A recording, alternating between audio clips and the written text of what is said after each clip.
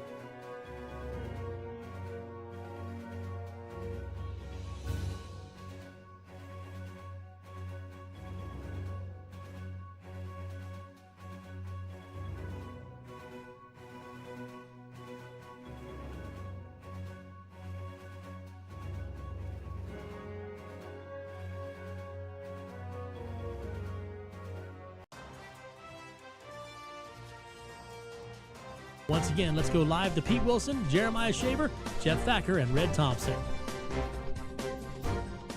Okay, we're back here in the John Pelletier studio, and as we wished, and our wishes were answered, we have got a good chunk of results in from Jackson County.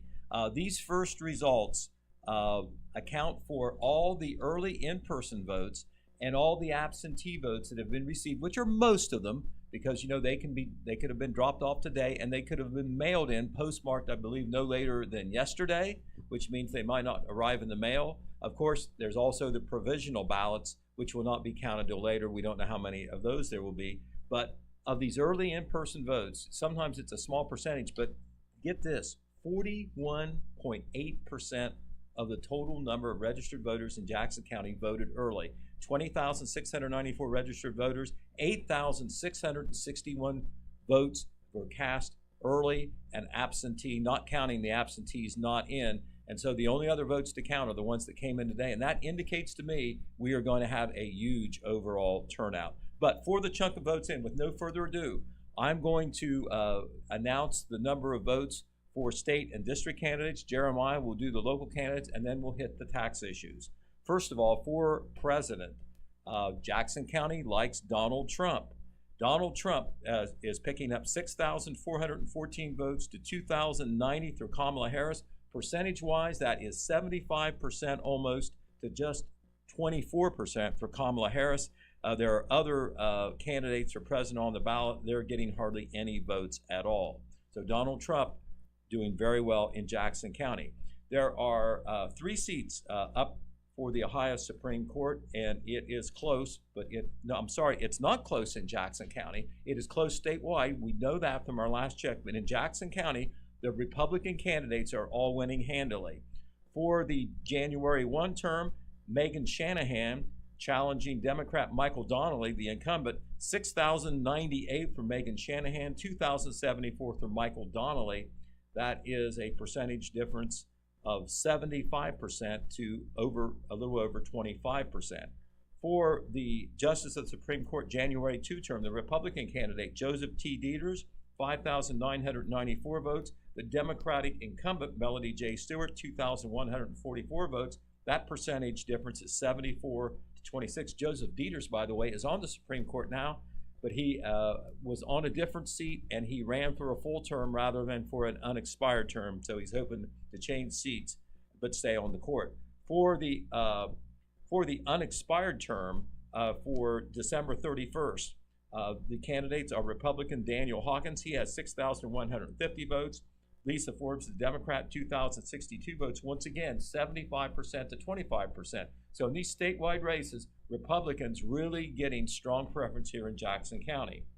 For the United States Senate, a lot of people watching this race, not only in Ohio, but across the nation, because control of the United States Senate, the majority control very much on the line. This is considered one of the seats that could go either way. The Democratic incumbent, Sherrod Brown, has a slight lead statewide, but in Jackson County, they like the Republican challenger, Bernie Moreno. Bernie Moreno, 5,988 votes so far in Jackson County, 2,256 for Sherrod Brown. That's 71%, almost 71% for Bernie Moreno, almost 27% for Sherrod Brown. So Brown doing a little bit better than the other Democrats, but still a far cry from the Republican leader. For United States Congress, this is the 2nd District Congress. David Taylor leads Samantha Meadows, the Democrat, 6,213 for Mr. Taylor, 2,041 for Meadows. That's 75% to 25% as well. Ohio House, Jason Stevens, the Speaker of the House, he's unopposed, 6,314 complimentary votes. 2 people running for the Court of Appeals, both incumbents endorsed by the Republicans. Jason P. Smith, 6,190 votes in Jackson County. Mike Hess, 6,171 votes. We are now going to turn to the local races. Remember, 9 county government seats that Jeremiah is going to talk about. They're all unopposed, but we want to mention their names and their complimentary vote totals. That's right, Pete. So in the commissioner race, Jackson County Commissioner Donnie Willis, they had 6,143 complimentary votes. Jackson County Commissioner Paul D. Haller, 5,941 complimentary votes. Jackson County Prosecuting Attorney Randy H. Dupree, 6,239 complimentary votes. Clerk of Courts, that's Seth Michael, 6,610 complimentary votes. Jackson County Sheriff Ted E. Frazier, 6,638 complimentary votes. Jackson County Recorder Krista Brown, that's 6,334 complimentary votes. Jackson County Treasurer, that is Lee Hubbard, 6,434 complimentary votes. Jackson County Engineer Melissa Miller, 6,201 complimentary votes. Jackson County Coroner Alice Frazier, 6,427 complimentary votes. And then we also have this State Board of Education. You have Mary.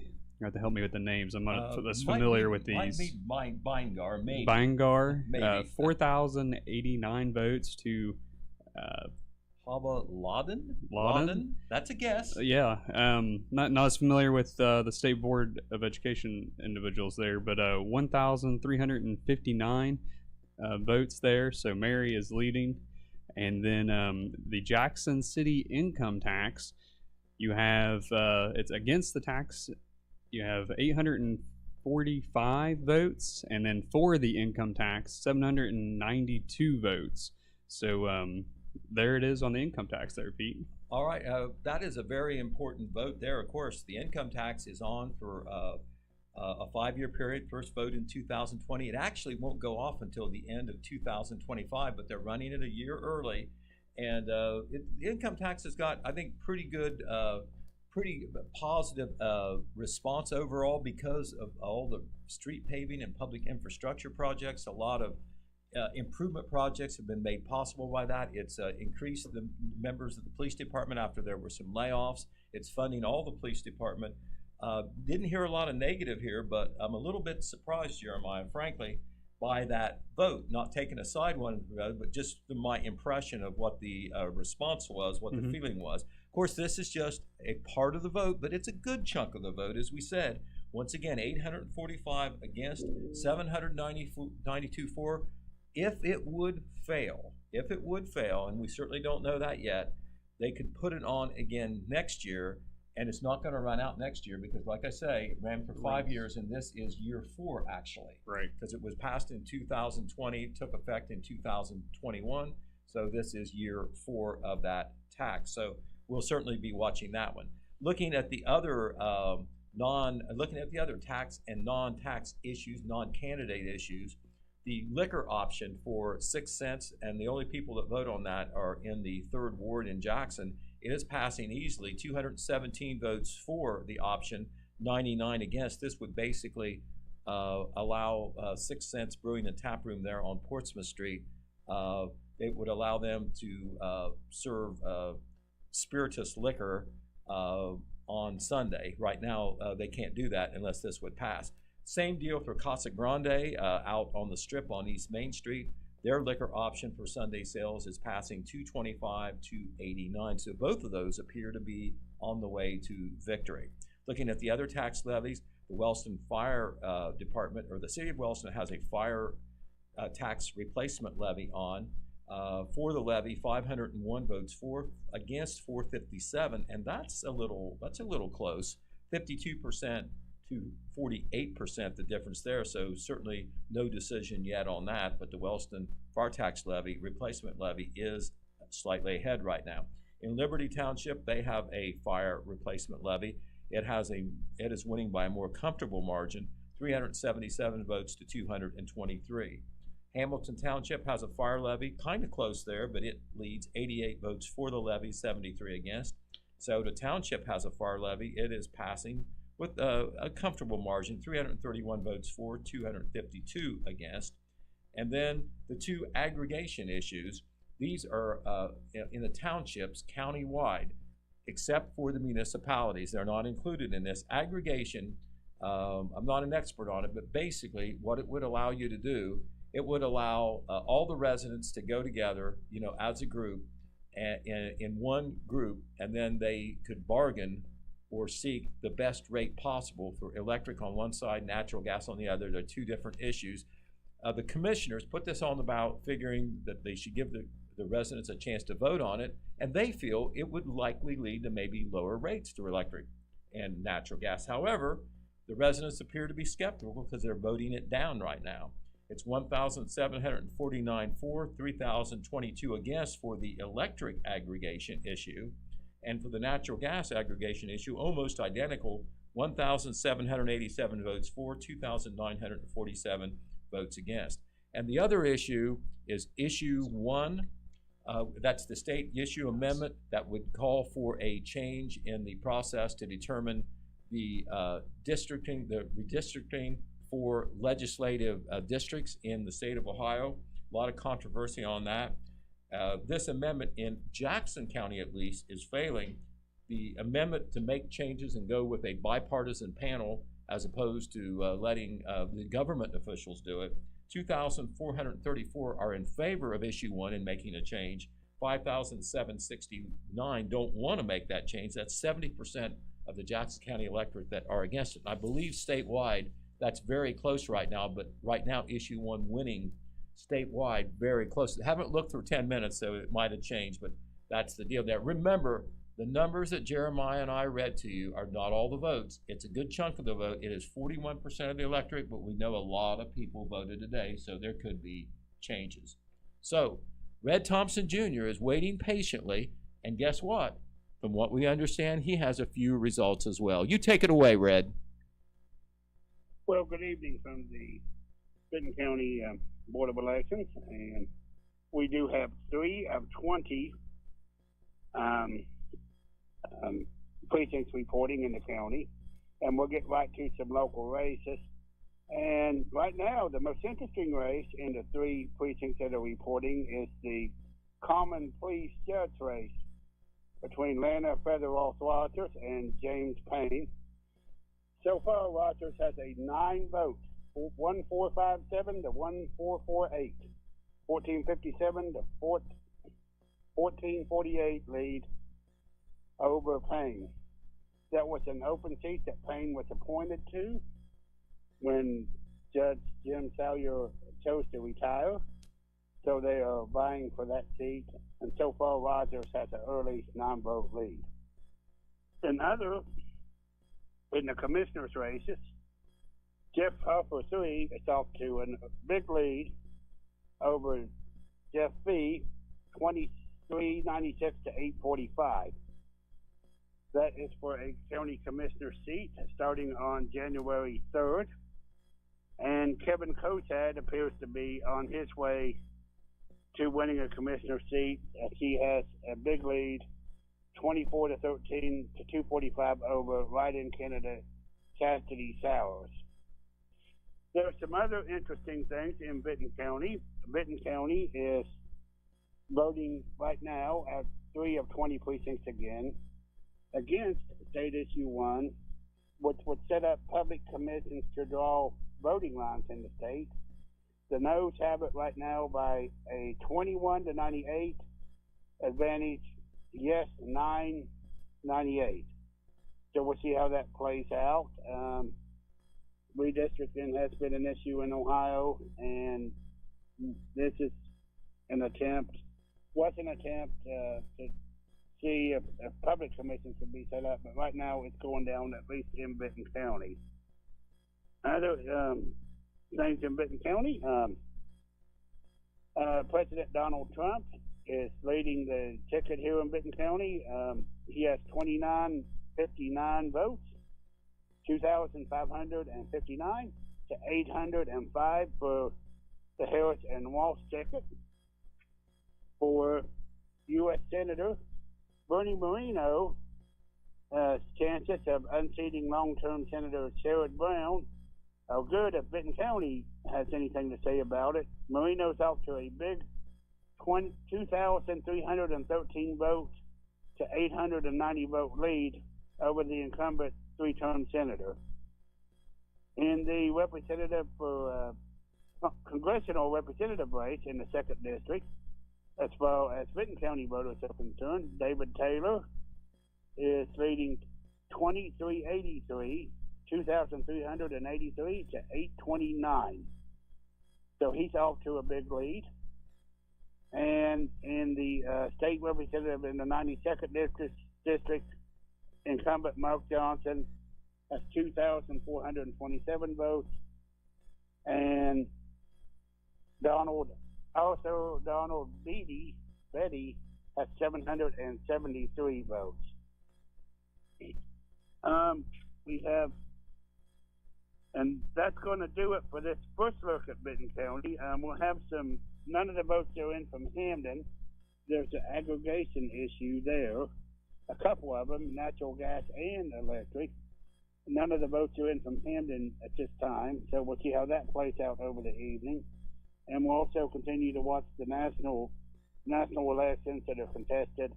As Pete mentioned, the U.S. Senate race, it's very hot around the nation here in Ohio.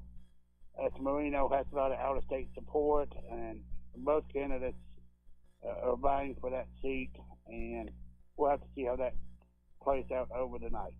When we come back, we'll have some uncontested races, and we'll see how the votes continue. But for now, I'm Red Thompson in Benton County, and that's 3 out of 20 reporting from MacArthur. Okay, very good, Red Thompson Jr. We got a slice of the Benton County vote there. 3 precincts out of 20, so who knows? We may get multiple reports from there. But we can pass along something from the national front now, and Jeremiah may be able to follow up with some state results here in just a moment, since we went through a lot of local here. But on the national front, what we're looking at for President Trump and former President Trump and Vice President Kamala Harris in the big presidential sweepstakes. Of course, you know, it's the popular vote in many states, more states than Harris. Right now, former President Trump has been declared the projected winner in the following states: Oklahoma, Arkansas, Alabama, Mississippi, Florida, South Carolina, Kentucky, Tennessee, Indiana, and West Virginia. Kamala Harris has been projected as the winner in Vermont, Massachusetts, Connecticut, New Jersey, Delaware, and Illinois. Now, as far as the other states that are big but have not been decided, but are being decided because there's votes in, former President Trump leads in Texas, in Georgia, in North Carolina, surprisingly in Virginia, and also is ahead in Ohio. However, Kamala Harris right now is ahead in Kansas, she's ahead in Michigan, she's ahead in New Hampshire, and she is ahead in the very, very key state of Pennsylvania, which some pundits believe is the most important state of all. Right now in the Electoral College, Trump has more votes, but once again, this thing is far, far from over. So, Jeremiah, do you have anything on the state side, sir? Yes, we can go over some of the state numbers, All right, thank Mr. you. Wilson. Give you a break there. So we were talking about before at the beginning of the broadcast here, the U.S. Senator race here in the state of Ohio. Sherrod Brown now has 1,295,400 votes. That's 49%. To Bernie Moreno, 1,244,107 votes. That's 47%. And then you can't forget about Don Kissick. He has 68,093 votes, Pete, in that particular race. Give me a moment here and we will pull up that Ohio Supreme Court results. So we had, as you said before, there are 3 seats there. For the term commencing January 1st, 2025, Michael Donnelly has 1,190,877 votes to Megan Shanahan with 1,309,772 votes. In the term commencing January 2nd, 2025, the Joseph Dieter, the Republican, has 1,306,657 votes to Melanie Stewart, the Democrat, with 1,202,643 votes. In the unexpired term that ends December 31st, 2026, Lisa Forbes, 1,208,121 to Daniel Hawkins, the Republican, with 1,304,920 votes. And then we also had the other race that we discussed. That's the representative to Congress, correct? So we're District 2? That's correct. For Congress. David J. Taylor with 133,677 votes. Samantha Meadows, who's the Democrat, with 56,351 votes. And you also had the one in Vinton County. What do you know the district That was number the there? 92nd House District. 92nd. So let's see if we can find that for you just to give an update because we didn't go over that before. We can get it to load here.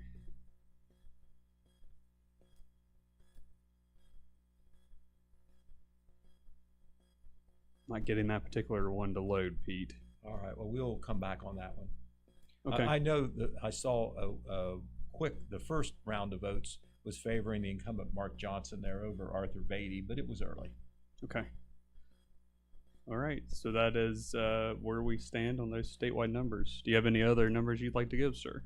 I believe that we are caught up, and I gave you a lot of cud to chew on there. Right. And I just wanted to note, if anybody's asking for results on the video feeds, I'm trying to monitor those and try to get back to you on those.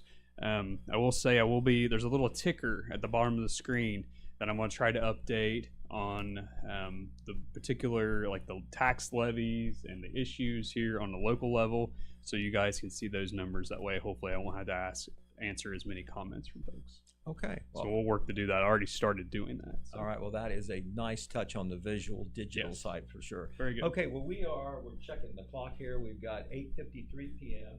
That was a long report, but we will come back at 9 o'clock or just a little after 9 o'clock to give you any update and to review on where we have so far. But so far, so good. The votes are coming in, and we know there's a lot more yet to be accounted for. This is Pete Wilson speaking for Jeremiah Shaver, Red Thompson Jr., and Hayden Milliken in the John Pelletier studio here at Total Media. We are reporting on the 2024 election from Jackson County and Vinton County. See you at 9 p.m.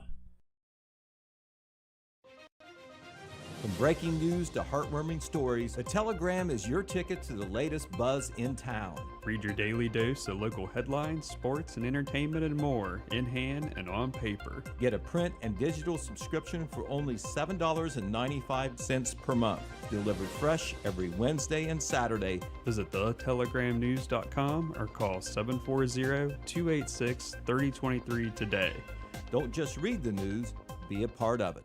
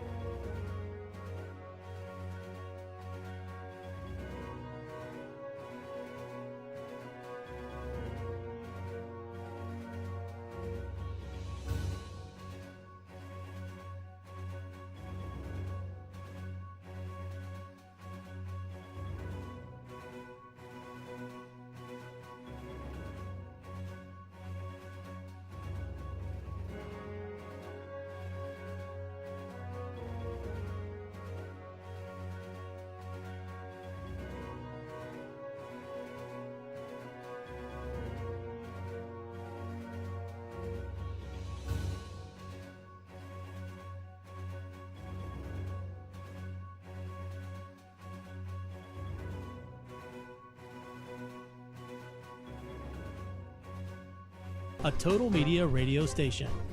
All right, we're back here in the John Pelletier studio as we monitor and report the results of the 2024 election from Jackson County and Vinton County. And on our last break, we learned from Red Thompson Jr., who's stationed up in Vinton County at the Board of Elections, that he has more results. He had reported 3 precincts out of 20 on his last report, on our last reporting block, and he has more now. So, without further ado, okay, Red's getting ready, but we understand he has more. So we will do a quick review of where we stand in Jackson County. We gave the results for the income tax. It was the city income tax. I think that's one of the major stories in Jackson County. This was nearly 42% of the turnout for. We'll go away from Jackson County because Red Thompson Jr. now is standing by and he has fresh information from Vinton County. So, Red, what's the latest?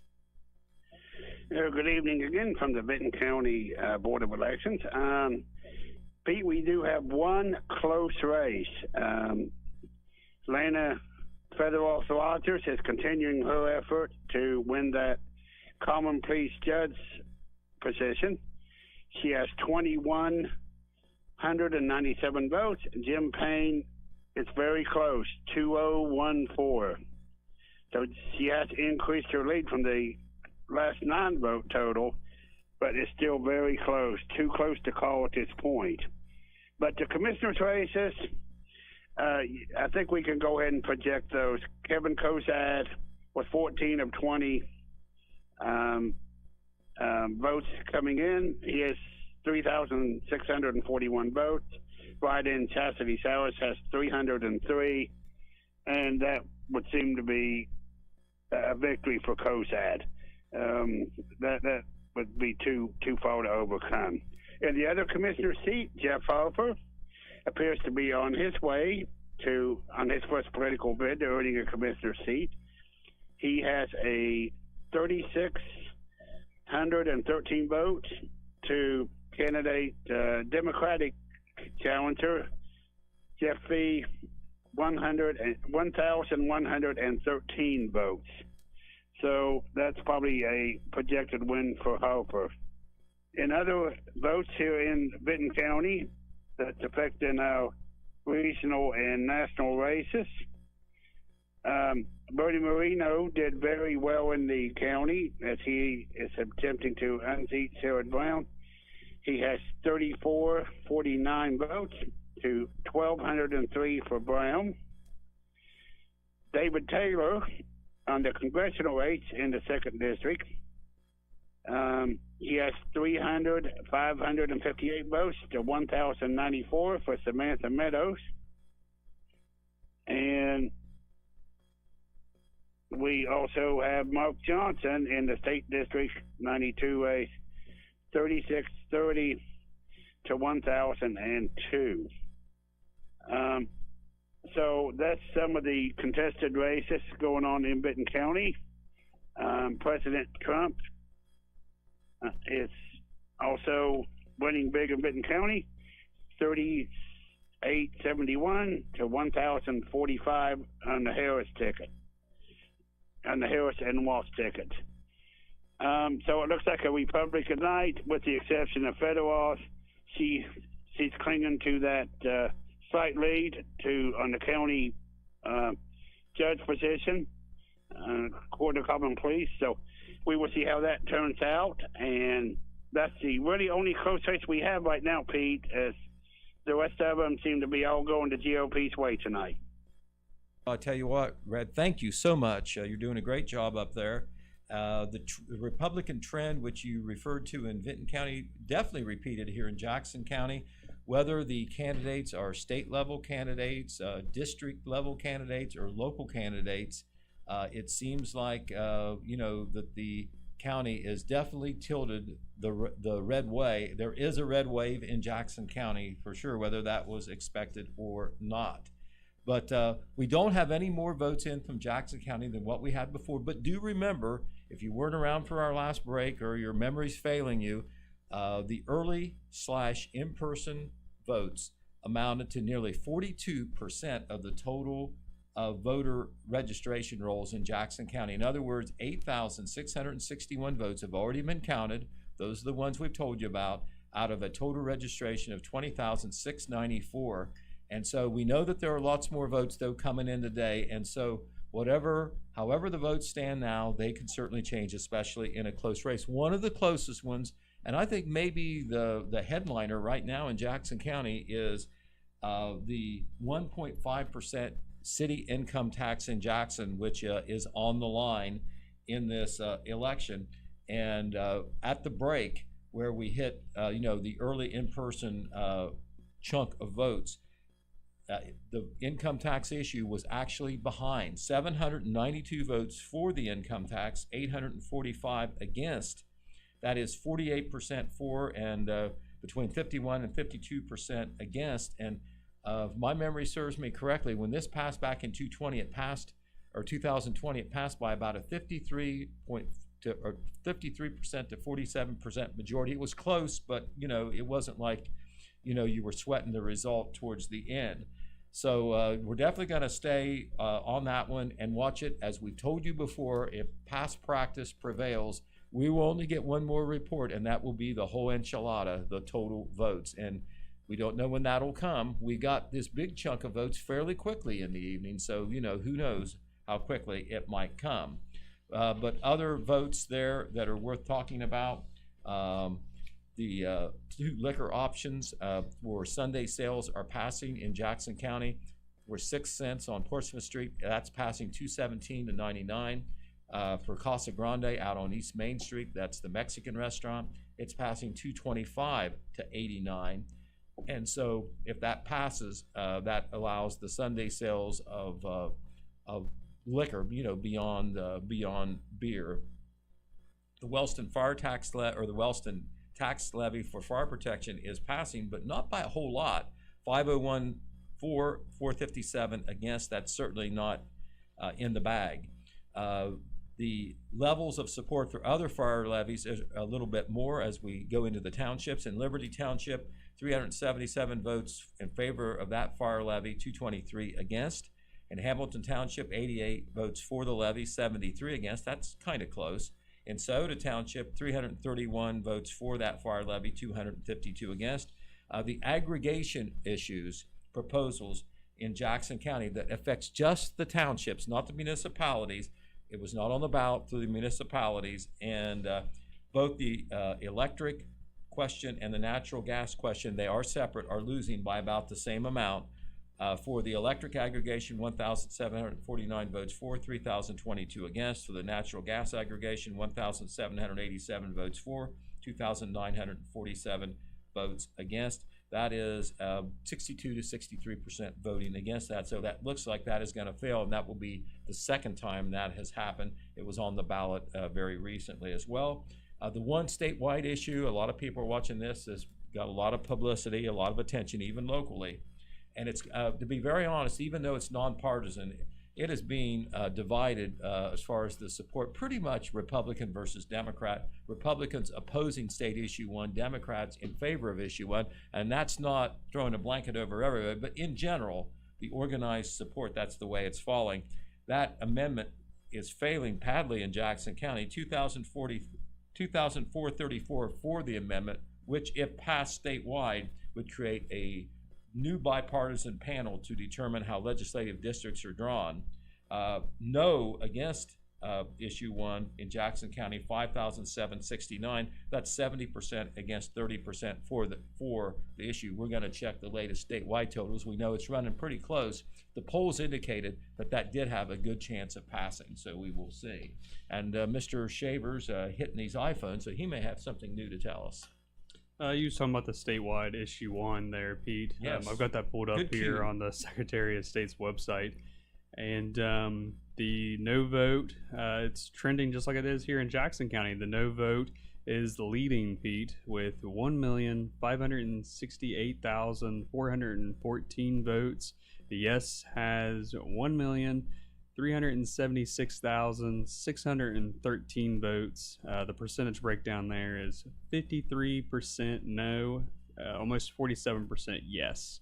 That is the statewide trend on statewide issue 1. All right, very good. Anything new on the other statewide stuff while Yeah, we're we can, still on reporting? Yes, we can check it here on the U.S. Senate race.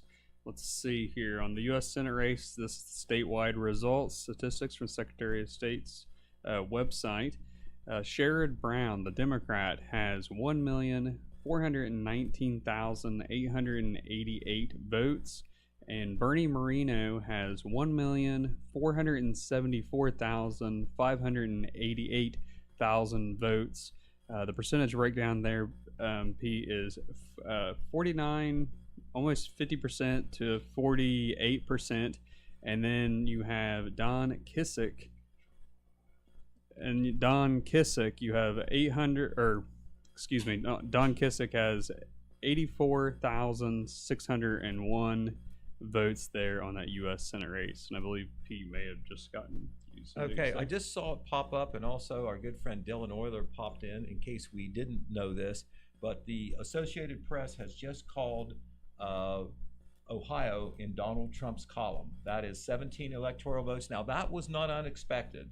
I believe the polls were running anywhere from like 53 to 54% close, but you notice that Ohio was, in the past, has been considered a battleground state. It's one that the presidential candidates are always campaigning in, but it's turned a little more red lately, meaning that it leans Republican, and it is not considered one of the battleground states. So neither former President Trump or Vice President Harris spent a lot of time campaigning in Ohio. Right now, as far as the electoral battle on states that are called by the experts, Trump has 137 electoral votes. Harris has 99. Former President Trump leads in more states and has had more states called in his favor than Kamala Harris. However, Kamala Harris does lead in Michigan, and she does lead handily right now in the very important state of Pennsylvania, which may be as important, if not more important, than any other state. Former President Trump leads in the battleground states of North Carolina and Georgia, and actually is leading in Virginia, where he wasn't necessarily expected to win. So, that saga goes on, and we will pay attention to that as we wait for the final results to come in from our local election. Once again, in Vinton County, I think I heard Red say, if I'm mistaken, I'm sorry, I think I heard him say 14 out of 20 precincts in. So that's about 70% of the vote in. And of course, the one close race right now is for judge between Lena Featherhoff Rogers and the sitting judge right now, James Payne. James Payne, of course, was appointed to that seat by Governor DeWine when former Vinton County Common Pleas Court Judge James Salyer retired/resigned last year. So we'll see what happens there. Of course, in Jackson County, no contested races through any of the county government seats. So odd. Never seen that happen as long as I've been doing it. I've been doing it for a long time. However, very close on that income tax race right now. And overall, I should have a red shirt on, not a blue one, because Jackson County is red, red, and red. Right. All right. Well, it is 9:14, so it's about time to take a break. We are going to do just that. We will be back at 9:30 p.m. with our next report, and we'll see if we have more votes in. And if we don't, we'll tell you where we stand in case you've forgotten or you're just joining us. We were going to stay with you until we know the results from Jackson County and Vinton County. So this is Pete Wilson for Jeremiah Shaver, Hayden Milliken, and Red Thompson Jr. You are listening to Live Election Returns on WKOV 96.7 FM.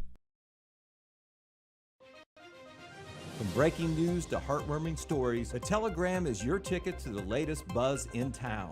Read your daily dose of local headlines, sports, and entertainment and more, in hand and on paper. Get a print and digital subscription for only $7.95 per month. Delivered fresh every Wednesday and Saturday. Visit thetelegramnews.com or call 740-286-3023 today. Don't just read the news, be a part of it.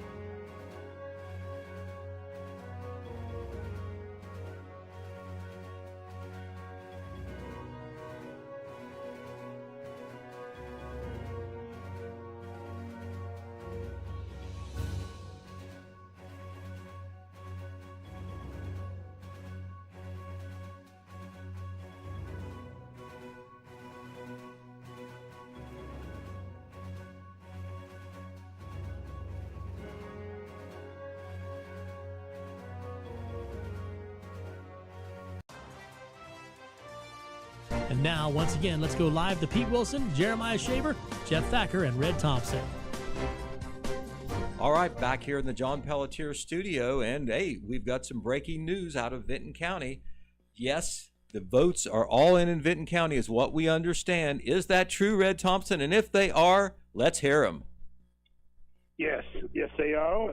20 of 20 reporting, with 105 provisional votes and 113 outstanding absentee votes. But I spoke to the Board of Elections, and there were no races tonight that should require a recount. But the big news in Vinton County tonight in the election, Miss Lena Federal Rogers has won the Vinton County Common Pleas Court post. She received 2,508 votes as opposed to 2,304 for Jim Payne, who has held the seat since he was appointed when Jim Salyer announced his retirement. So congratulations to her. We're going to try to have her on the radio tonight when we finish up. I'm going to go to the other two races that was contested, and then we will go down, start at the top of the ticket, and go all the way through. Vinton County has two new commissioners. Kevin Cosad comes into office with 4,218 votes, and write-in candidate Chastity Sowers had 318.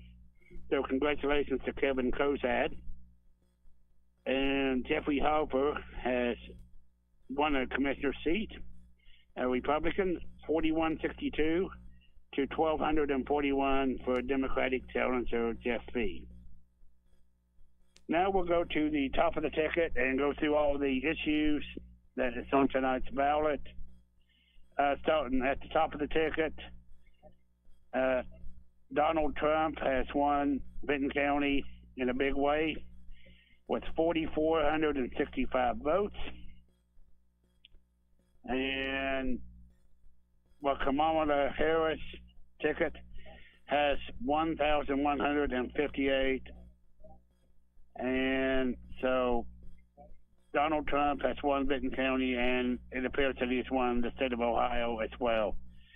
Other candidates receiving vote, the Duncan Bubb ticket got 11 votes. The Oliver Meat ticket got Libertarians, 19 votes. The Swansky Onoke ticket got 5.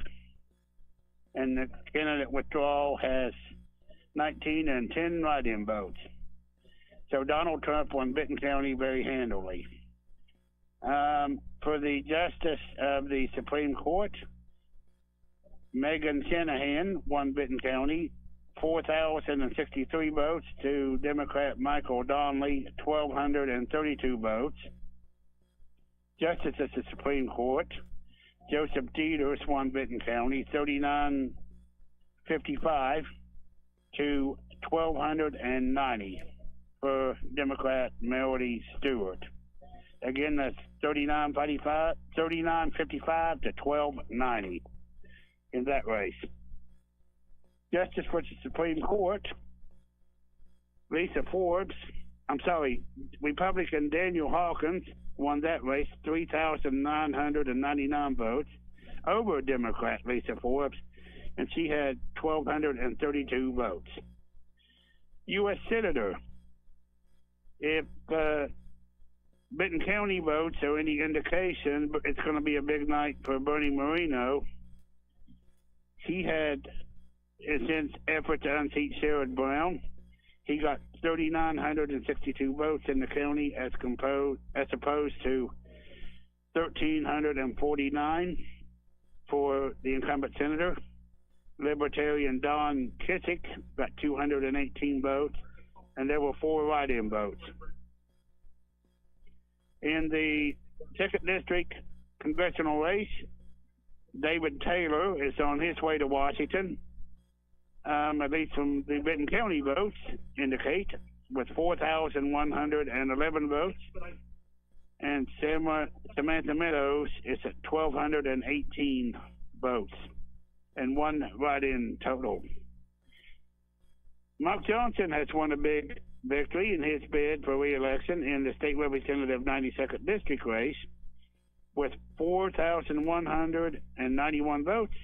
He defeated challenger Democrat Arthur Donald Betty, 1,117 votes. For the judge of the Court of Appeals in the 4th District, Jason Smith was unopposed. He won 4,179 complimentary votes. Judge of Court Appeals in the 4th District, Mike Hess got 4,110 complimentary votes. And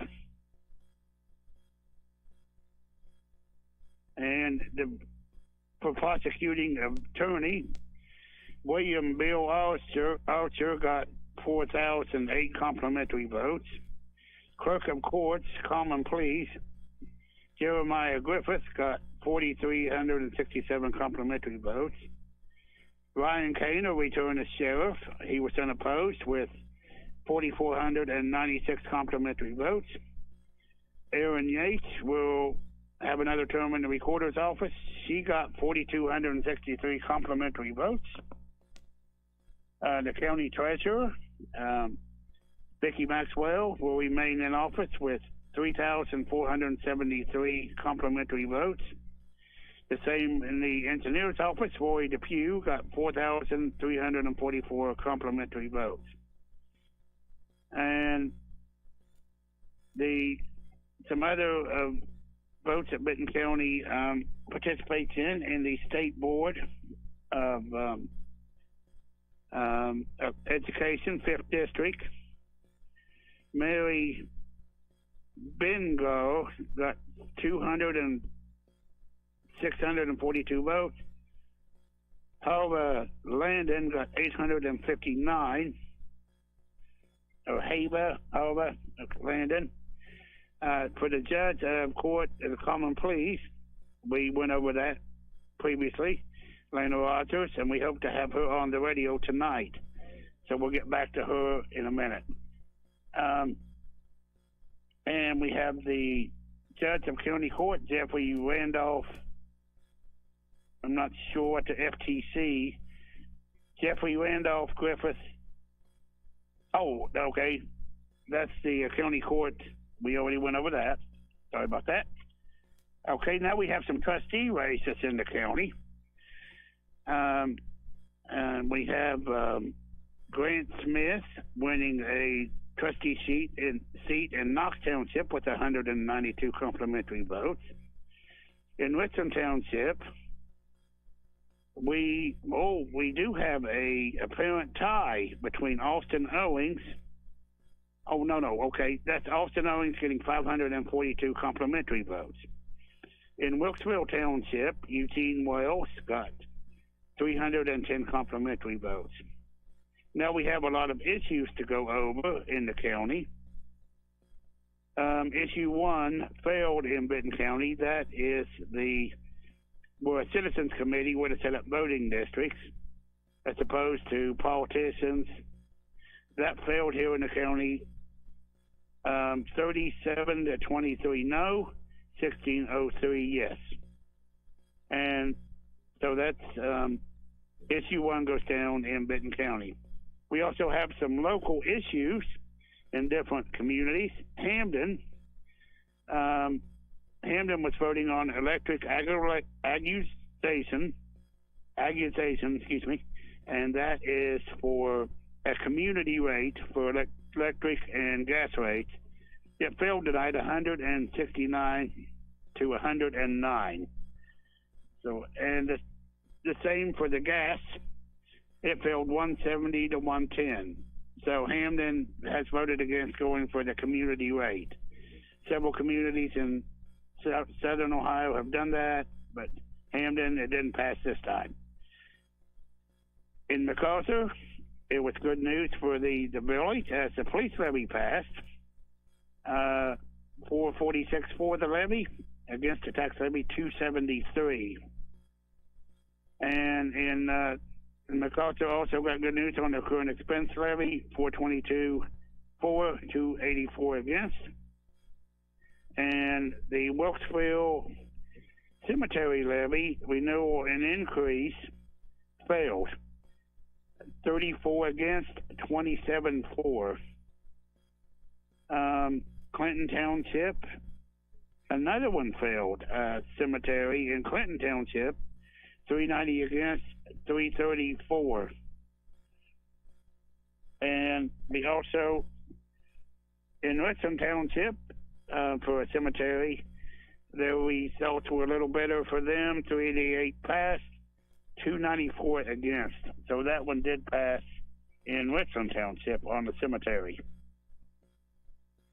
Okay, continuing on the township level, we have a proposed tax levy renewal for the roads in Harrison Township, and that passed pretty well, 255 to 195. A proposed tax levy renewal in Harrison Township,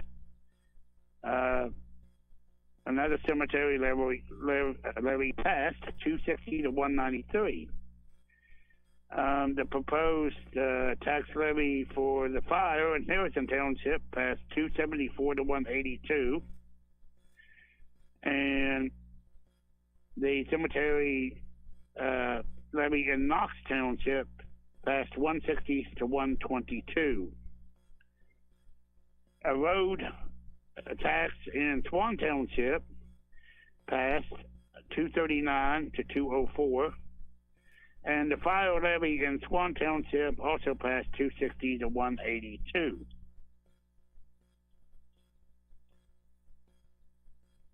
And the tax levy in Benton County for the public safety communication equipment failed, 27 to 90 to 2550, 2579. 2790 to 2579.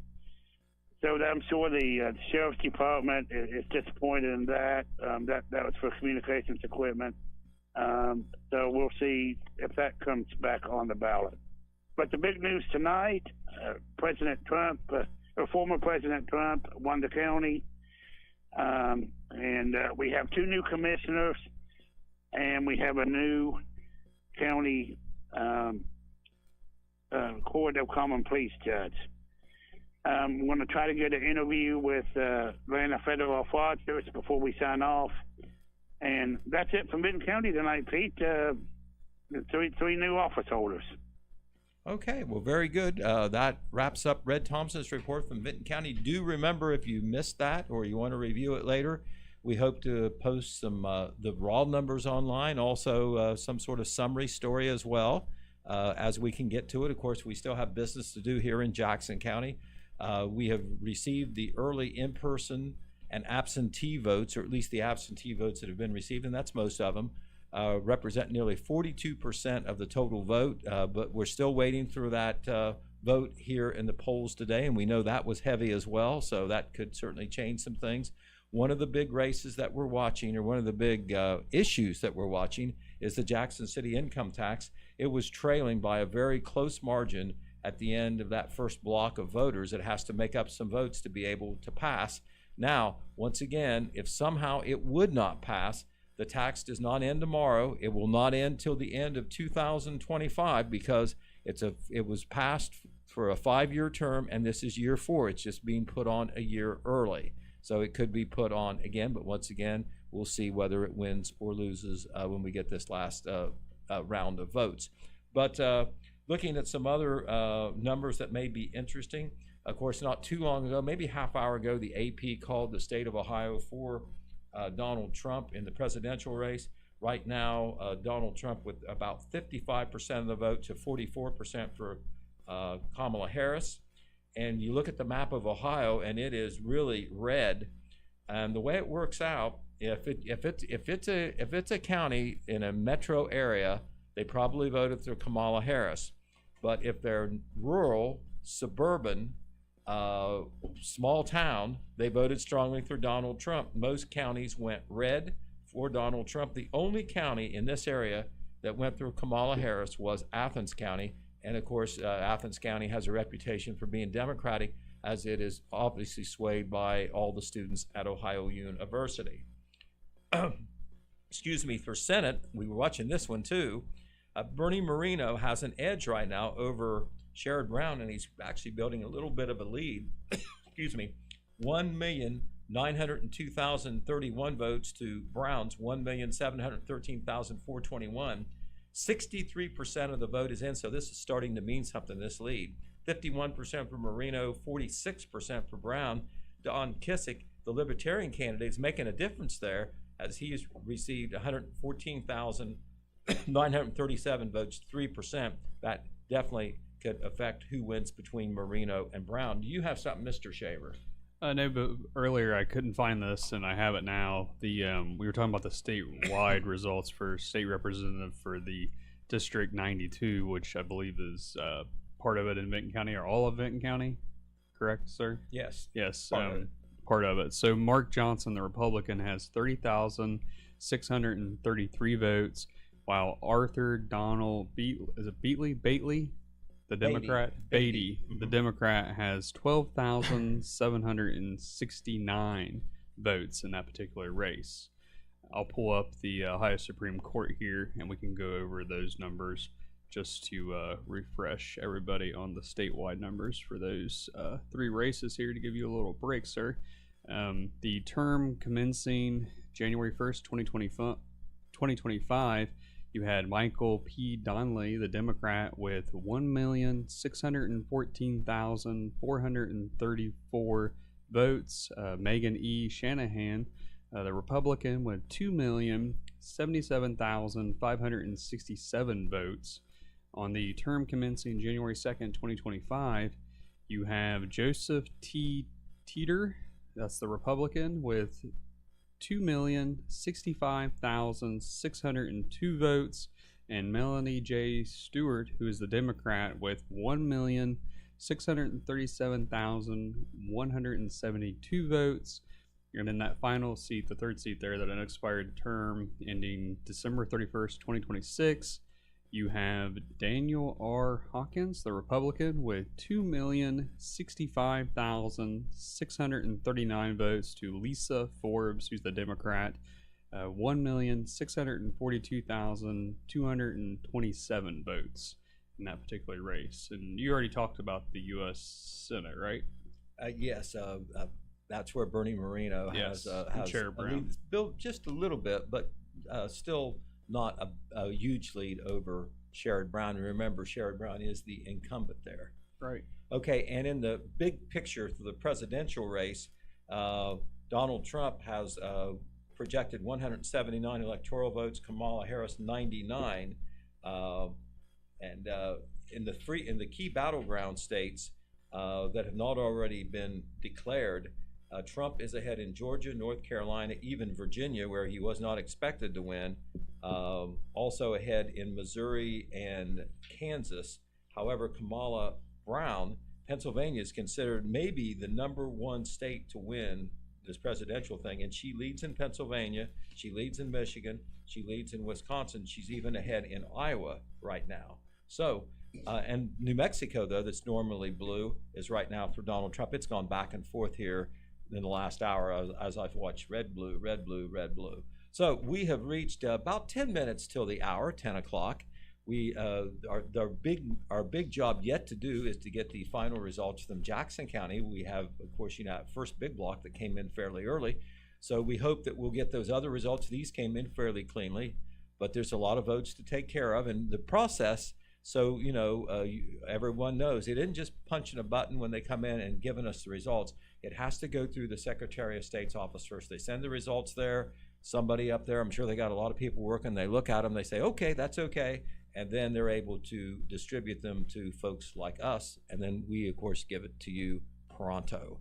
So, anything else, Jeremiah, before we take a little break? I don't think so, sir. I know we're getting close to the top of that hour. Right. Well, this won't be a long break then, because, we don't want to hold you out any longer if something comes in at 10 o'clock or just before. So we will take a break. We will be back at 10 o'clock. with hopefully some news from you from the rest of the Jackson County votes. This is your report on the 2004 Jackson County, Vinton County election on WKOV. I'm speaking for Jeremiah Shaver, Red Thompson Jr., and Hayden Milligan. Stay with us. We'll be back at 10 o'clock.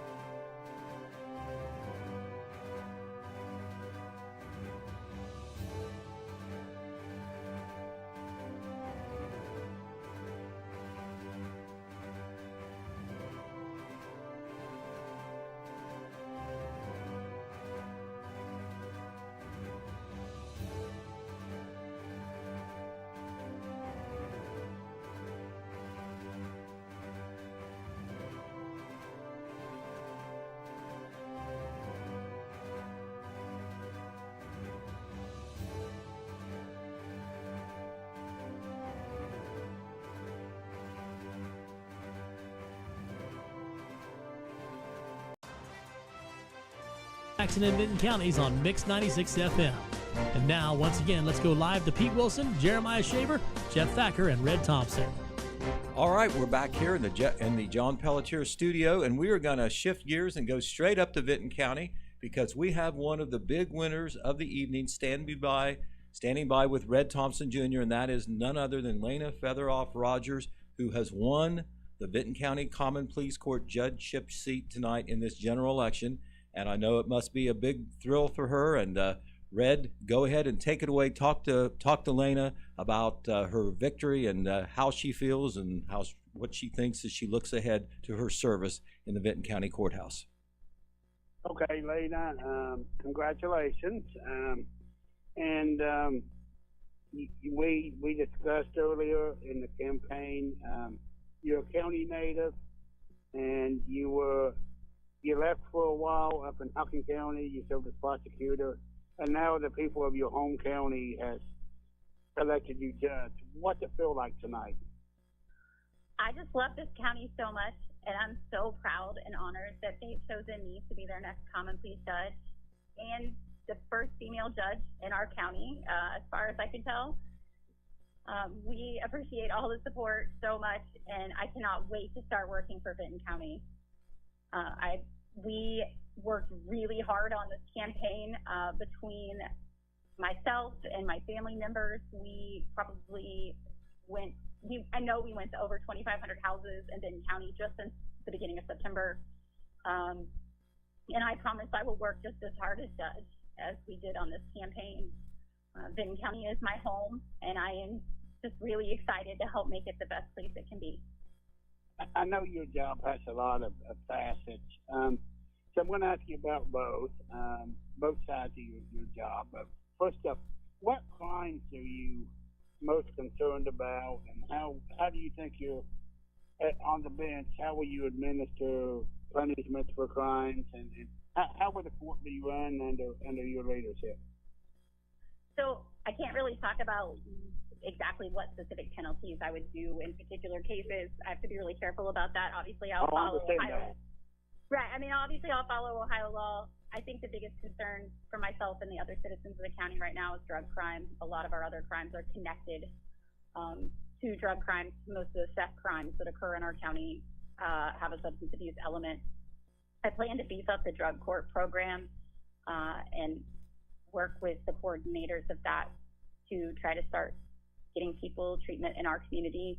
And as a first step, obviously, if that doesn't work, we would have to take further action. But my initial goal is to use what we have and, try to help people get clean and become productive members here in Vinton County. Okay, we kind of got a scope of what you plan. Now we'll ask you a much easier question. I have to get that tough one out of the way first. The judges have so much influence on prevention and working with schools and community and helping people never get to come in front of you on the bench. I know that certainly we've heard that from some other judges in the county. They think that preventative work is important. How do you think that you, as a judge, what role will you play in the community to help people not come in front of your bench one day? I think the most important thing is that we start young. I think we need to give the youth of our county opportunities and give them hope for their futures.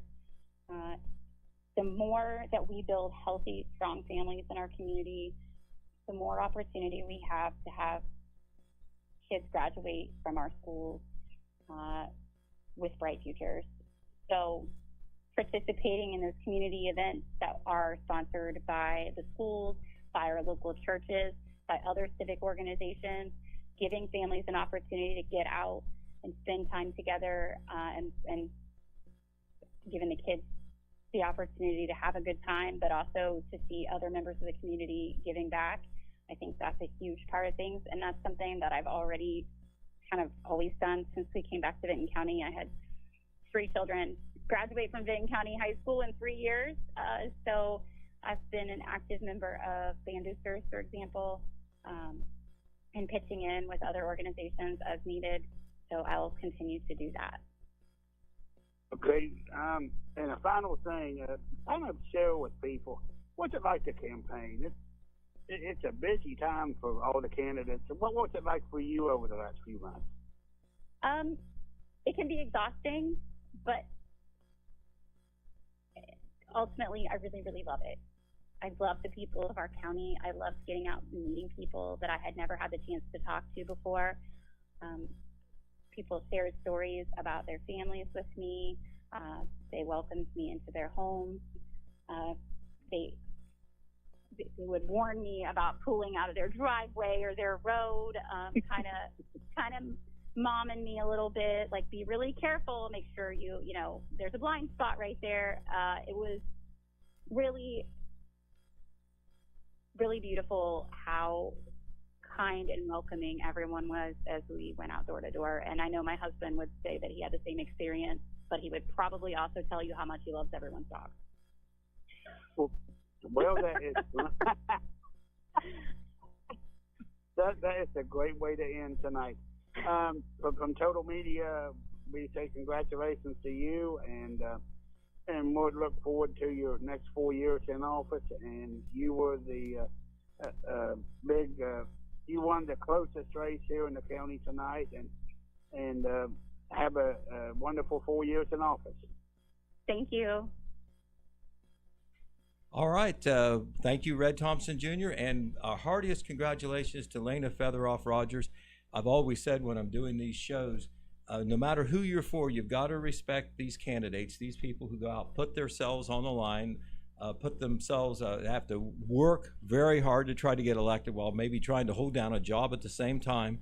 They put themselves on the line, subject themselves, expose themselves to possible abuse and ridicule along the way, because it's easy to criticize candidates running when you size them up and so forth. And Lena Featheroff Rogers, Vinton County native, Vinton County resident, was prosecutor in Hocking County for a while. She overcame, even though there was no party labels officially on these general election ballots for judges, she won. She was nominated as a Democrat in March. James Payne, who is the common pleas judge now sitting by appointment, he was nominated as a Republican. And I think it's fair to say, you know, the party support was Republicans for Jim Payne and Democrats for Lena Featheroff. So I know she must be very happy and elated with the showing she had there in her county. So we still do not have any results from Jackson County as far as what we're looking for. We are getting some suggestions, some indications, some numbers that are posted on the Secretary of State's website that some more votes have been tabulated. We just don't have the breakdown of the results right now. It looks like that the total vote is going to be well over 10,000. Remember, 8,000 plus votes came in on Jackson. 8,000 votes came in on the early votes, and apparently in Colorado, Harris has won Colorado. Kamala Harris has won Colorado, and there's a lot happening in the presidential race. And if you're not, if you haven't been paying attention to that, we're looking at the monitor right now. We've been watching our phones and been on laptops, and it's really going very well for former President Trump right now. He is winning the majority of the states. He is doubling Kamala Harris up on the electoral vote. Still way too soon to say that he's going to win, but here's the big thing from all I heard on the pre-election coverage. It come down to the battleground states, and President Trump has won the majority of those, or is leading in the majority of those. Most of those have not been called, but the big change for him that looks so good is, after trailing by quite a bit for all night in Pennsylvania, which is considered maybe the top prize, he now leads in the popular vote in Pennsylvania, and it's been trending that direction. So that is critical right now. He also is leading in Georgia, North Carolina, even Virginia, which he wasn't projected to win necessarily. He seems to be ahead in Minnesota and Wisconsin. Kamala Harris is ahead in Michigan. That was one of the battleground states. And we know out west, we're not all the way out to the Pacific yet. Those states are probably going to go for Kamala Harris. You're talking about her home state of California, Oregon, Washington. But right now, the states in the Midwest, in the South and in the mountain areas are going strongly for Trump. That is with the exception of Colorado that we just learned about. Also in the Midwest, Illinois voted for Kamala. So that is where we stand, and we look at the time. It is 10:12. In Ohio, once again, President Trump has been declared the winner by the AP. He is gaining about 55% of the vote now. I looked at a map of the counties in Ohio, and most of the counties went for former President Trump. Only the municipal counties, the big city counties, went for Kamala Harris, where, of course, there's a lot of votes. Nearby Athens County, with the Ohio University student base, no doubt influencing the final vote, it went for Kamala Harris. But most of Ohio went strongly for former President Trump. That I don't know whether President Trump has coattails or not, but Bernie Moreno, who he endorsed, is now leading Sherrod Brown for the United States Senate seat. That's very close. And also, issue 1, even though officially nonpartisan, generally Republicans support no on issue 1, Democrats support yes on issue 1, and right now issue 1, even though it was winning in the polls, is losing at the ballot box right now. That, of course, is too close to call. Once again, the big thing we're waiting on is all the final results from Jackson County. We have a feeling we're going to get them pretty soon, and probably the headline thing, Jeremiah, I'm guessing, would be the Jackson City income tax. That's right, sir. Last check at the early voting, it was failing currently, but like you said, they still have time. They can put it on again and try again in the spring. Right. I think you could do it in the spring. That would have to be a special election, but they also have the general election to fall back on. So right. We'll have to see what they want to do and what the rules are. In some cases, you can't. It would be in the primary election if they did it. You can also do a special election under certain circumstances. It's a little bit of a different animal, but that's premature talk. But I know that those thoughts are going through everybody's mind right now, as that issue may win or it may lose. But we're going to take a break right now. We'll be back at 10:30, and we hope that that's going to be, when our hands get at the bottom of the clock, that's going to be a golden time for us as far as maybe getting the final results from Jackson County. We can feel it coming, folks. So hang with us. We'll be back at 10:30. This is Pete Wilson speaking for Jeremiah Shaver, Red Thompson Jr., and Hayden Milliken for the Telegram/Total Media/radio news team. This is Jackson County, Vinton County election results on WKOV. We'll be back at 10:30 p.m. From breaking news to heartwarming stories, the Telegram is your ticket to the latest buzz in town. Read your daily dose of local headlines, sports, and entertainment and more, in hand and on paper. Get a print and digital subscription for only $7.95 per month. Delivered fresh every Wednesday and Saturday. Visit thetelegramnews.com or call 740-286-3023 today. Don't just read the news, be a part of it.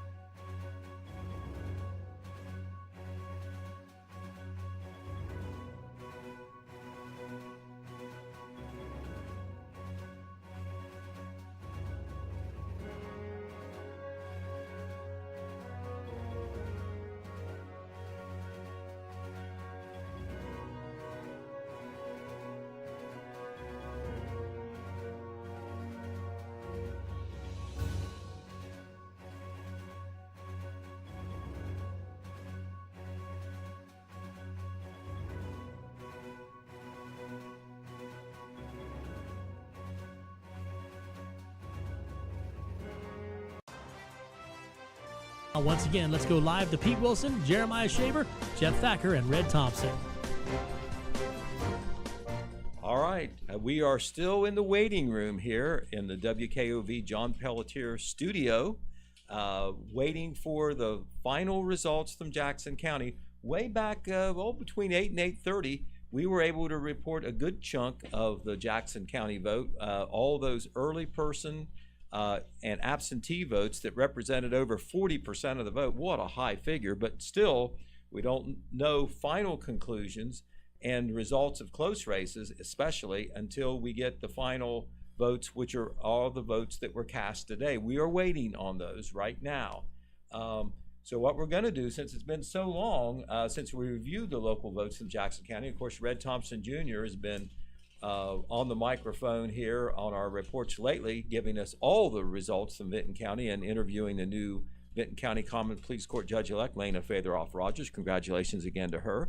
We're going to go back and review the Jackson County situation. Remember, there's lots of people here, Jeremiah, that's getting elected that weren't in the campaign, and a lot of folks may have not paid attention to it, but it's important. That's right, sir. So we're going to run through those complimentary votes here for these county officials in Jackson County.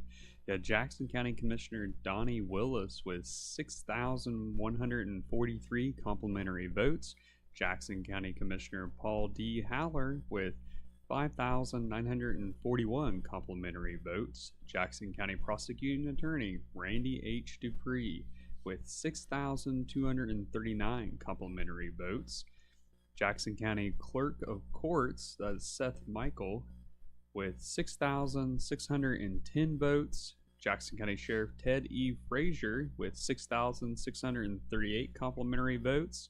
Jackson County Recorder Krista Brown with 6,334 complimentary votes.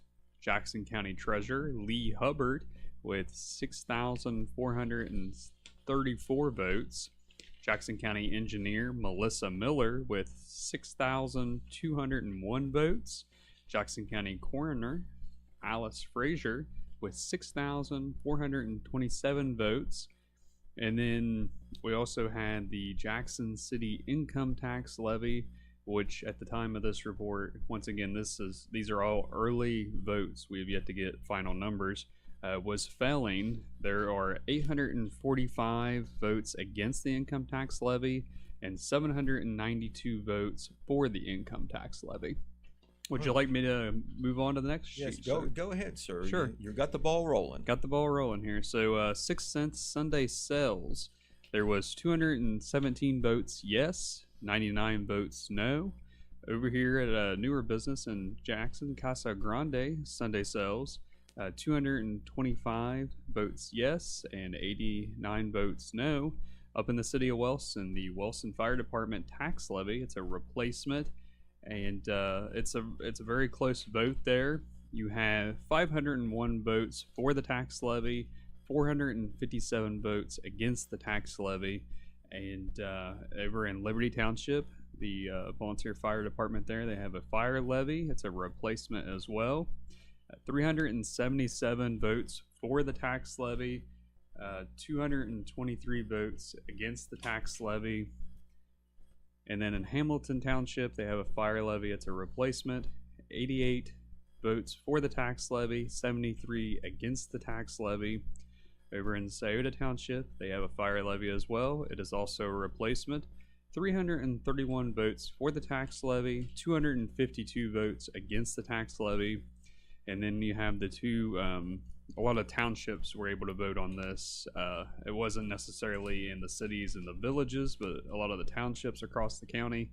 It's the electric and natural gas aggregation. And on the electric aggregation, the numbers are, both of these are currently failing as of this report. It was 3,022 no, 1,749 yes. And then on the natural gas, you had 2,947 no, 1,787 yes. And then in Jackson County for issue 1, you had 5,769 votes no and 2,434 votes yes. and that is a breakdown of our local results. And once again, these are early in office and absentee votes, correct, sir? Most absentee, just a few that didn't trickle in through the mail or maybe got turned in today. I'm not sure if the ones that got turned into the drop box today or at the office were counted, but I know the ones that came in through the mail tomorrow or the next day, because you could postmark it as late as Sunday, that those aren't counted. So we don't know how many there was. Right, and there Not could be a few provisionals as well. There are definitely some provisional ballots there are always a few. So in a very We'll have to try close to race, find out that number. they may be able to tell us that this evening, Yeah. and we'll pass that on. Okay, so Jeremiah's gone down all the local races. Now we're going to focus on how local people voted on state and district races. Of course, for the top office in the country, United States President, Donald Trump, very much favored here in Jackson County. 75% voting for Donald Trump over Kamala Harris. The raw numbers, 1,361 votes for Trump, 673 for Kamala Harris. Once again, this is partial. We still have more votes coming in, but I think that is an indicator. Statewide, the last time I checked, former President Trump was getting 55% of the vote to 44% for Kamala Harris. For Justice of the Supreme Court, there are 3 seats on the line, 2 full terms and 1 expired term. And the Republican-backed candidates were all big winners in Jackson County, and to a lesser extent also winning statewide the last time we checked. For the January 1 term, starting in 2025, Republican Megan Shanahan, this is Jackson County now, 6,098 votes through the 2,074 for the incumbent justice in that term, Michael P. Donnelly. Then for a full term, for the January 2 term, Melody Stewart, the Democrat incumbent, 2,144 votes. She well behind in Jackson County, Joseph T. Dieters. He currently has a seat on the Supreme Court, but he is running for a different seat that is for a full term rather than the unexpired term. And right now he is winning in Jackson County. And then for an unexpired term, that's between 2 different folks who aren't on the court now. Republican-backed Daniel R. Hawkins, 6,150 votes. Democrat Lisa Forbes, 2,062 votes. For U.S. Senate in Jackson County, the trend continues in favor of the Republican. The challenger, Bernie Moreno, getting 71% of the vote in Jackson County, 5,988 votes, almost cracking 6,000. Incumbent Sherrod Brown, always a good vote getter across the state, running for a 4th term in the Senate, but a big loser in Jackson County, 2,256 votes. But I should say this, to a lesser extent than some of the other Democrat candidates. Statewide, Bernie Moreno has built a decent lead statewide. I'm not sure whether he's been declared the winner or not, but he has built a lead in the state. And through United States Congress, Republican candidate David Taylor is the big winner, 6,213 votes in Jackson County to Democrat Samantha Meadows, 2,041. This race, I've not seen anything official on this. I'm not sure that they call congressional races, but David Taylor has already issued a statement declaring victory and making a statement. We'll certainly share that in the press in our follow-up coverage. But this is the seat that is currently held by Brad Wenstrup from Hillsborough. He has been the 2nd District Congressman for some years. He has not represented Jackson and Vinton County for very long because the districts have been redrawn. But he decided last November that he wasn't going to run, so this was an open seat, but considered very favorable to the Republicans in the past. And indeed, the Republican Taylor has won a big victory district-wide as well as in Jackson and Vinton County. Jason Stevens, who is from Lawrence County and is the 93rd District Ohio House seat holder, a Republican. He was unopposed. He is also, of course, the Speaker of the House, the top officer of the Ohio House. 6,314 complimentary votes in Jackson County. There are 2 appeals court seats, district appeals court seats on the line. Neither of them had opposition, and the 2 Republican-backed candidates both received strong complimentary votes in Jackson County. Jason P. Smith, I believe he's from Lawrence County, 6,195 votes. Mike Hess, I believe he's from Pickaway County, 6,171 complimentary votes. The 4th District Court of Appeals, please have 14 counties across southern Ohio and this is appeals court in between the Supreme Court and local courts. They hear appeals court cases. The 4th district covers both Jackson County and Benton County. Something new, sir? No, I was just going to touch on some statewide statistics. Yes, do that. This is from the Secretary of State's website.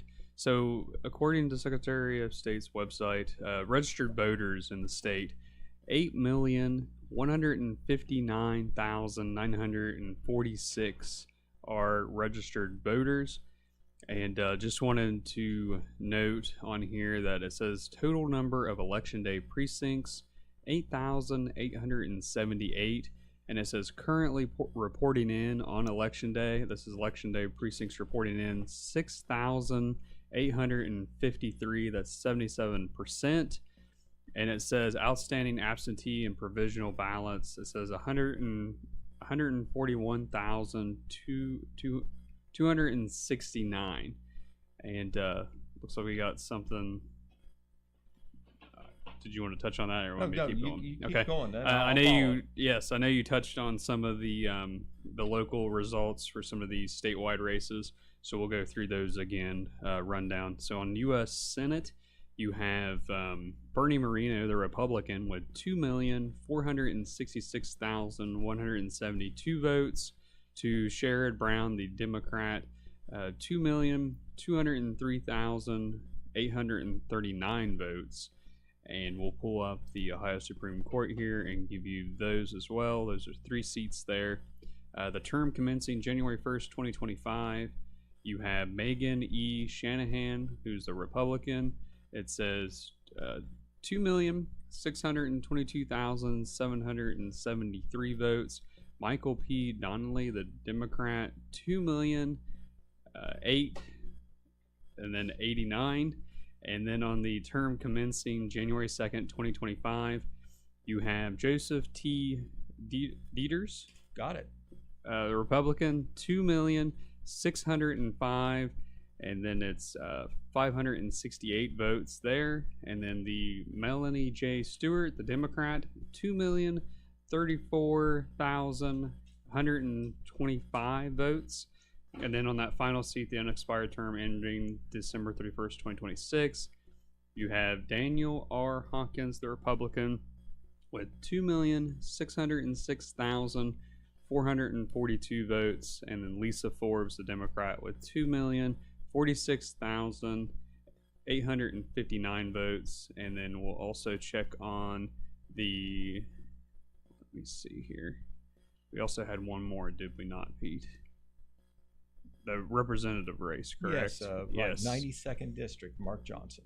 And well, this is the representative Congress. Oh, okay, 2nd District. Second yes, District. David Taylor. David J. Taylor, the Republican, 230,085 votes. And then Samantha Meadows, the Democrat, with 85,610 votes. And then on the other race that you just mentioned, Mr. Johnson there, let me load it here. That was the 92. 92. A lot of scrolling here to get down to the 92.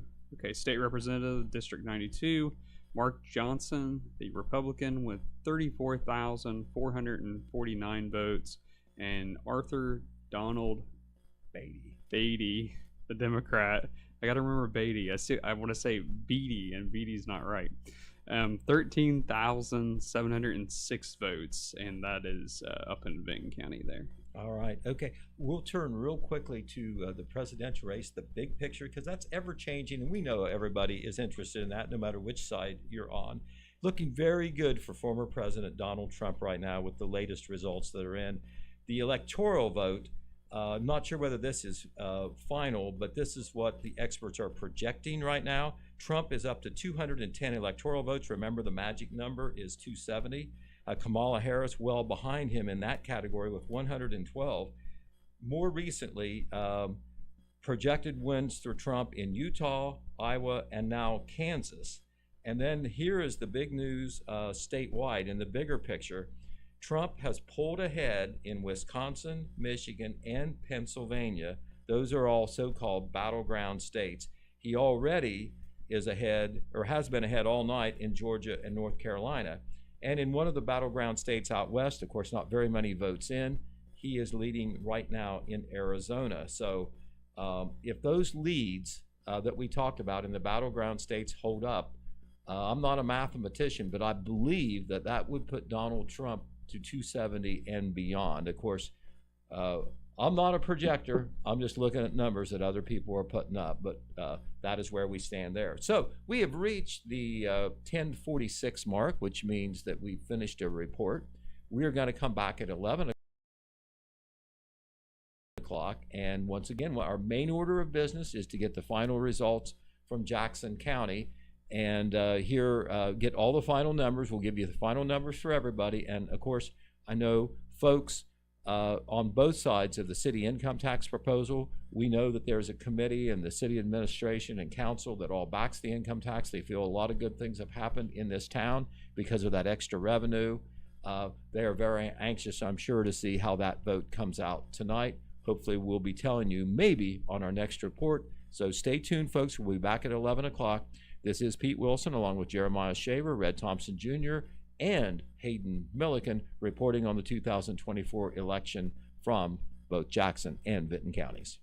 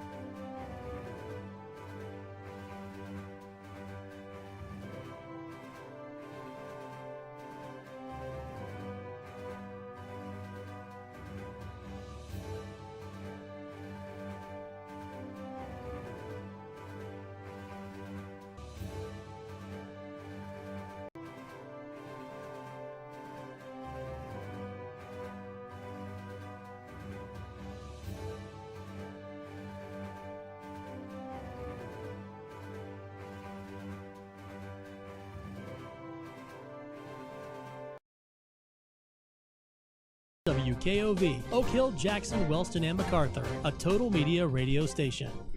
All right. Well, it is 11 p.m. or about 11 p.m. Okay, see, Jeremiah's bright and bushy-tailed. He's hanging in there just as we all are. And we know that what you want to know are the final results from Jackson County. I'm sure a lot of folks here in Jackson County are hanging on for those results. We've mentioned time and again the closeness of where the Jackson City income tax proposal is. It was make sure I have these numbers exactly right. It was losing by a very close total of 157 to 146 the last time that those first votes came in, which isn't much of a difference. No, I'm sorry, I read those numbers wrong. It was 845 against 792 for. That is a difference of 53 votes, 52% versus 48%, and of course a lot of votes are still yet to be accounted for from all those people who voted today. That's the votes we're still waiting on. We know there's other results from Jackson County that we can give you when we get those, and we're still waiting. Don't know of any problems or anything. It's just there's a lot of votes to count. And the way the process works, we were advised this earlier today, and we had heard it before. Process is a little different. When the folks at the local boards of elections throughout the state get their results, and they've got them, they just can't send them out like to folks like us in the media or to anybody else because it's done. They can't put them on their website. It has to go to the Secretary of State's office first and only. They are reviewed there. Don't know what else has to be done there, but then they say they're okay, you can release them. And I don't know what that process is or how long it takes, but it does slow it up a little bit. Not saying that's the reason or there's not some other reason. It's just, I've been doing this for a long time, and it's not unusual to be stretched out to about 11 o'clock, and that's where we stand right now, a little bit past 11, as a matter of fact. So that's what we're waiting on. On the presidential race, which I know that everybody is talking about. Going to take a look at that. Looking at that map with all the blue and the red, it's mostly red, which is good for Donald Trump. The electoral count right now updated is 214 for Donald Trump, 179 for Kamala Harris. Now that's a lot closer than it was before, and you know why? It's because California just landed in the column of Kamala Harris as expected, and that is what, 54 electoral votes? So that is a big push right there for her, but they're already counted. They can't be counted twice. So, but that has tightened it up a good bit, and so we still await the final results there. But looking at the map right now, for the states where no projected winners have been named, where it's not put in any column, the electoral votes, the key ones we're waiting on in the East especially are mostly in favor of Donald Trump, the so-called battleground state. He leads in Georgia, he leads in North Carolina, he leads in the almost key state of Pennsylvania, he leads now in Michigan, he leads in Wisconsin, he leads in Minnesota, which was not necessarily considered a battleground state. He is leading in Arizona very closely, and Nevada is also considered one that could go either way, and of course their polls just closed, so we don't really have a beat on that yet. So we'll be watching that, and I know so many of you folks may be watching on television or checking out your laptops or your cell phones to see how that's going. But if you're staying with us to get the local results, especially that income tax from Jackson, we promise we'll keep you up on that as well.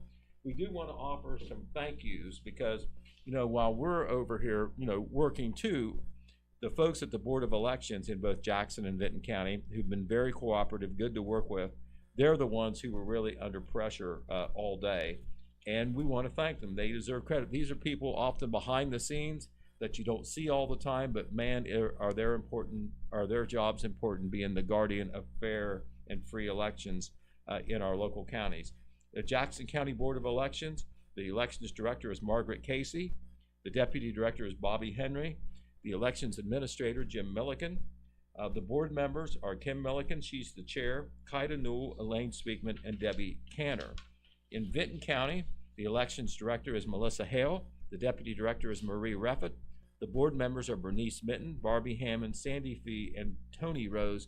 We thank all of them for their work, their cooperation with us, and what they do for their respective counties' public service. It is a tough and very important job.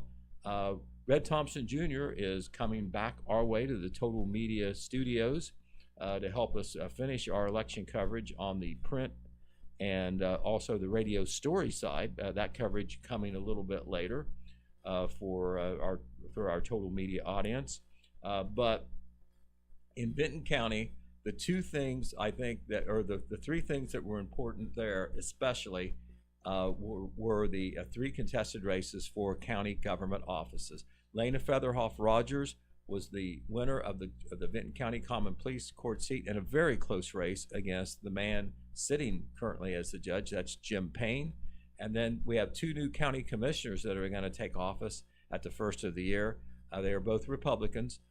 You've got Jeffrey Harper III, and you've got William Kozad. So congratulations to both of them. We're going to take another break. It is 11:08 p.m. We are going to check back at 11:15 p.m., crossing our fingers, hoping that we'll have more to tell you then. This is Pete Wilson, along with Jeremiah Shaver, Red Thompson Jr., and Hayden Milligan. We are reporting live election returns from Jackson and Benton counties, and we'll still be reporting at 11:15. See you then.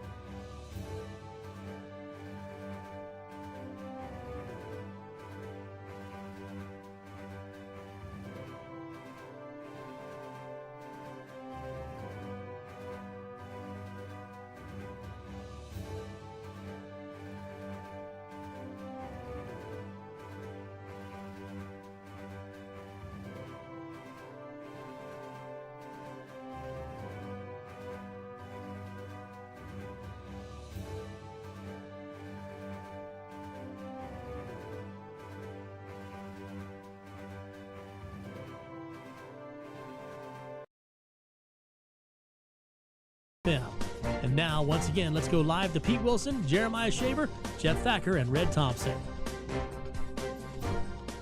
All right. Hey, we've got it. You can see we've got the final results from Jackson County. Here we are at 11:12 p.m. And so went on just a little bit early because we were so excited. But we do have the final results here.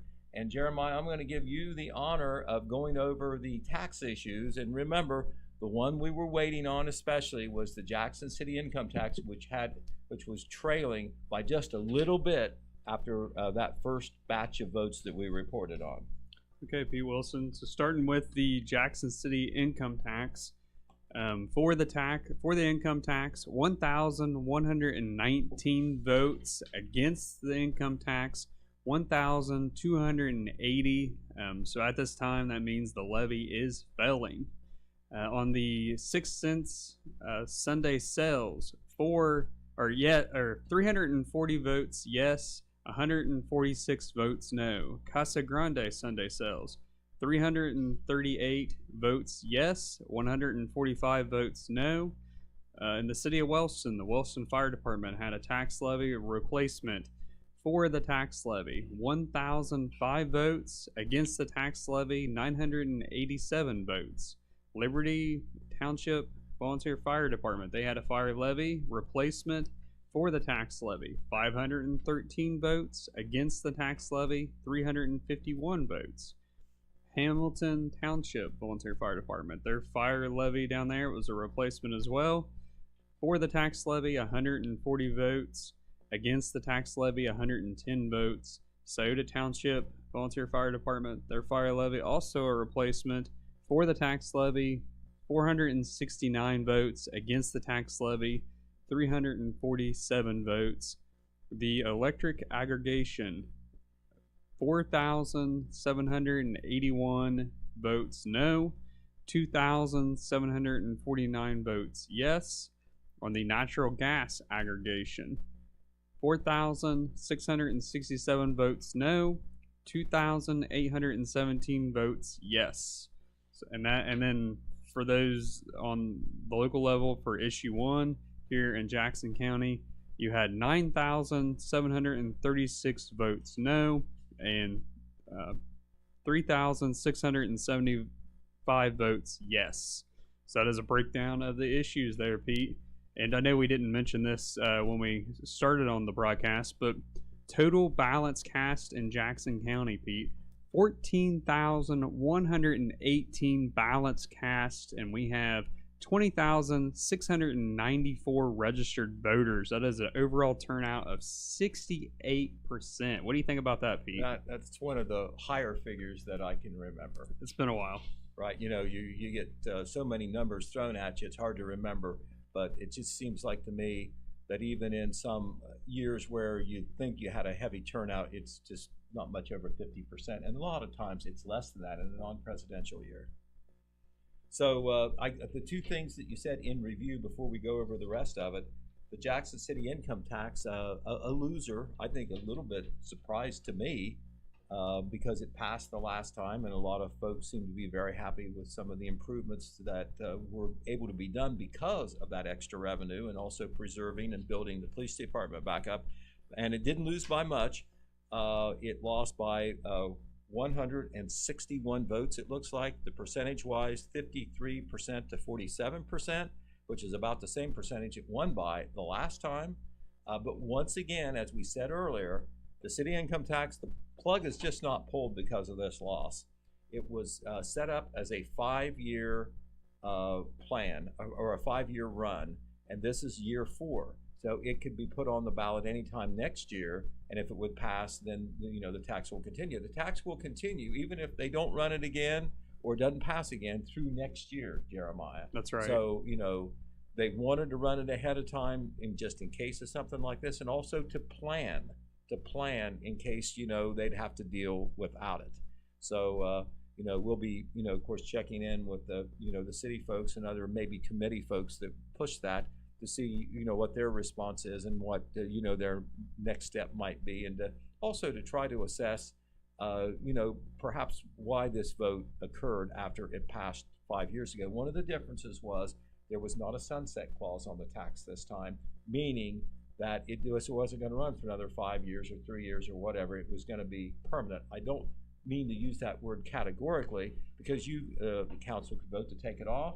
There could be a referendum, and it could be voted off that way, but the term of it would be indefinite. It would continue unless something else happened. Period. Exactly. Yeah. And that Wellston fire levy, it passed, and I know the fire department folks and the city folks are very happy, but that was only 18 votes that it passed by.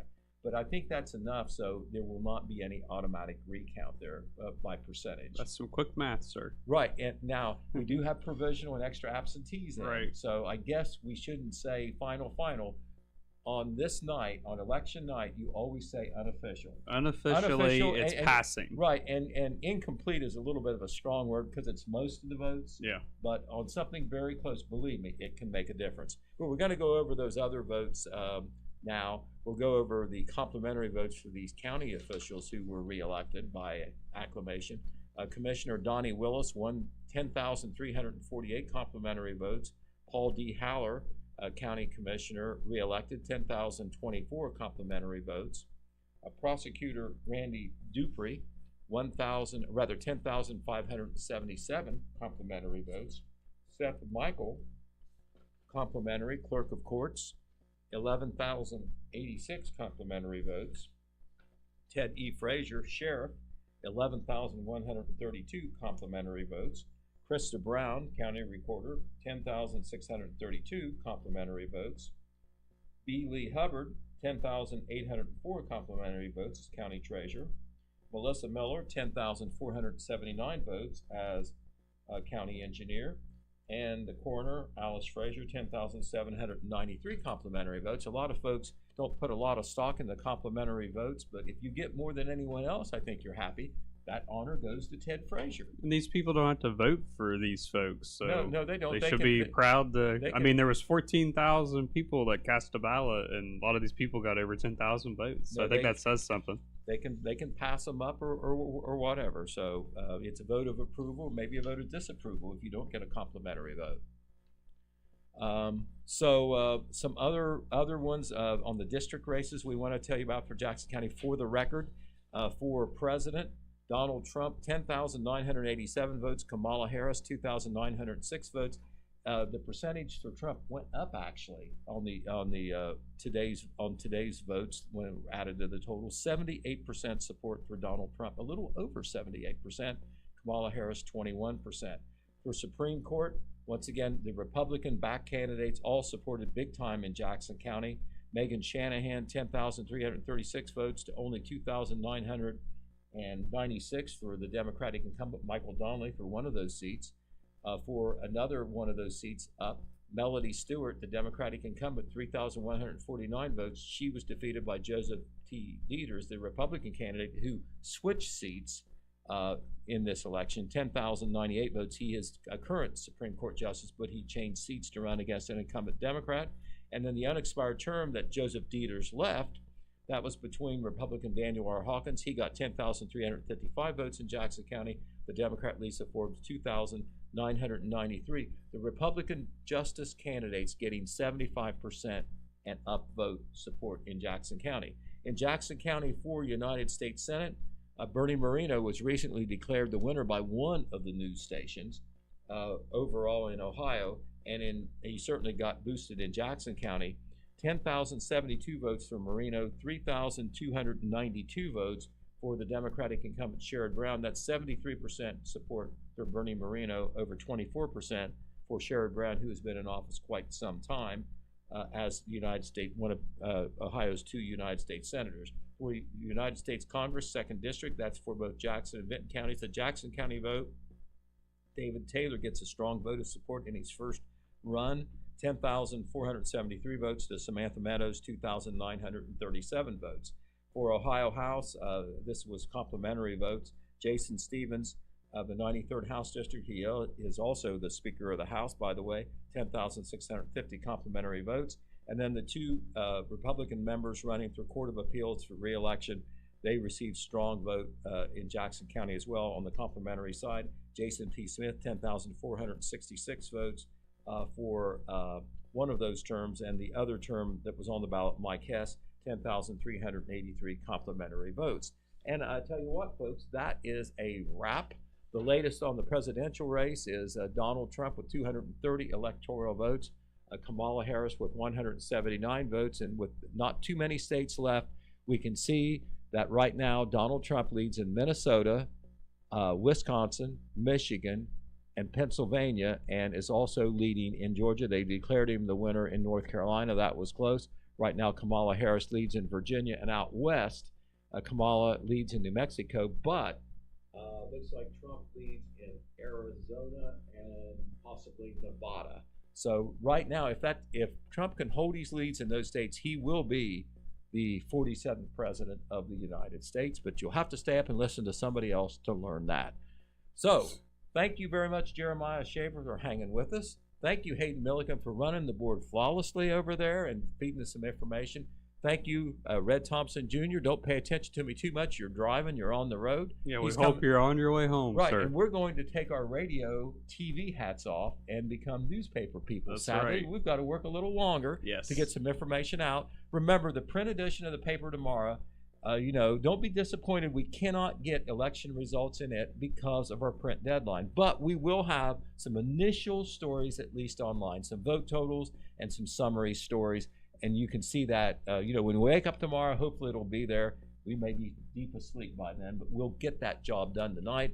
We'll have summaries on the radio news tomorrow, and I think we'll have a report on Main Street TV as well at 9 o'clock when it comes on. So thank you, Jeremiah. Thank you, Hayden. Thank you, Red Thompson Jr. Thank you, everybody out there listening. We saw some numbers that we were getting some traction with the audience out there.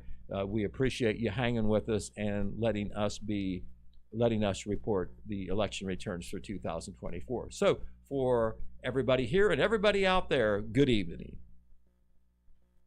This factory has walls, but there's no ceiling. Here,